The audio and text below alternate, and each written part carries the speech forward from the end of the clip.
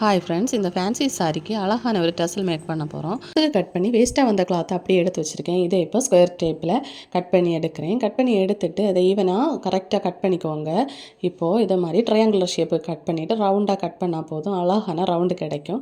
Suppose உங்களுக்கு ஏற்ற இறக்கமாக இருந்தால் அதை இது மாதிரி ஷேப் பண்ணிக்கோங்க. இப்போ இதை ரவுண்டு கிடச்சிருக்கு பார்த்தீங்களா, இதை வந்து ரெண்டாக கட் பண்ணுங்கள். இந்த ரெண்டாக கட் பண்ணதுக்கு ரவுண்டு ஷேப்பை மட்டும் இது மாதிரி பொசுக்கி விட்டுக்கோங்க. இப்போது சில்வர் கலரில் ரோப் எடுத்திருக்கேன். இப்போது ஆஃப் சர்க்கிளுக்கு ஸ்ட்ரைட்டாக இருக்க போர்ஷனை இது மாதிரி மிஷினில் கட் பண்ணி எடுத்துக்கோங்க. ஃபஸ்ட்டு ஒரு ஜிமிக்கியை மட்டும்தான் இப்படி நம்ம கட் பண்ணி ஸ்டிச் பண்ண போகிறோம். அதுக்கப்புறமா இருக்க ஆஃப் சர்க்கிளை ஒத்தையாக இது மாதிரி ஸ்டிச் பண்ணி எடுத்துக்கோங்க.